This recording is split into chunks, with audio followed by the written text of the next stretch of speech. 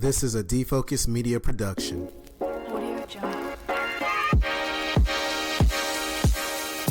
What's up, everyone? It's your favorite optometrist, Dr. Daryl Glover. And I'm Dr. Jennifer Lyerly, resident optometry nerd. And welcome to Defocus Media, optometry's #1 podcast, where we discuss the hottest topics, latest technology, eyewear, practice management, and more. So sit back, relax, and defocus.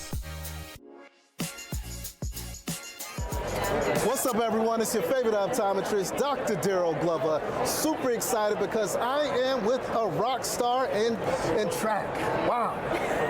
Miss Alaysha Johnson, how are you doing today? I'm doing good. I must admit, I love the eyewear. The oversized, the color, hitting that skin tone. You look amazing. Thank you. So super excited to be here because I want to share with all the listeners, all the followers, all the eye care professionals in the world, your story. Because you have an incredible story. Yeah. And I really like to get to know you a little bit more. So if you don't mind, maybe giving us a little bit of a background of, who you are and how did you get into track and field? Yeah, so I'm Alaysha Johnson, an Olympian now, but back then I was just a 7-year-old girl at a track. Got the opportunity to do a little bit of training, and my mom was like, yeah, take them off my hands. So that's kind of how I got into the sport. I stayed in the sport for community, and I stayed in the sport for opportunity, just to be able to, get a scholarship, maybe be able to go through some channels and network, et cetera, et cetera. And then, now I'm here. Now I'm an Olympian, 3 years after starting my professional career. That is amazing. How does it feel to be an Olympian, right? Because in my mind, when I was in middle school, I ran track, right? I think it was the 440, I don't know. But I came in second one time, and I just thought I was, big stuff at that point in time. Now, all I can do is walk. I can't run. I'm 42, and my knees feel like they're about 72, right? But how does it feel to be an Olympian? Because I want to live through you a little bit right now. Honestly, it just feels like your whole life magnified by 100,000 trillion. It feels like you're walking on clouds. I love it. You're just recognizable, like you're inspirational, you're motivational, like it's just that stamp. I love it.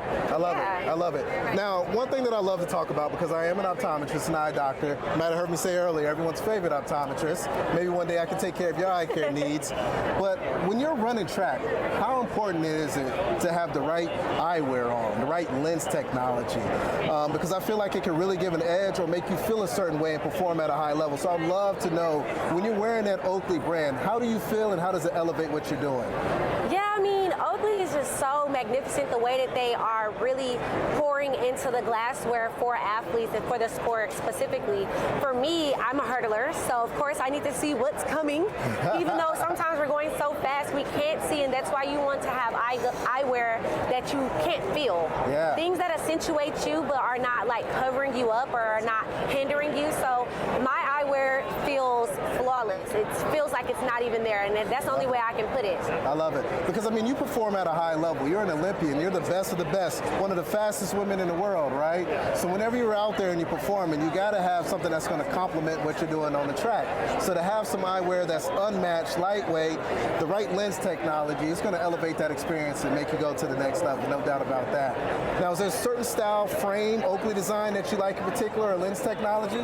Yeah, I always wear the pink lens, which is the low light prism lens. I wear that because I like to still be able to feel the sun. Like I'm like an earthy, so if the sun is out, it's giving me my energy. I don't want something that's going to take away from that. So I like to still be a part of the world, is what I like to say. And I also like the fact that people can still see me. So it's not like I'm being covered up, but more so I'm being accentuated. I love it. I love it. Yeah. Well, I'll tell you this much. You're definitely shining.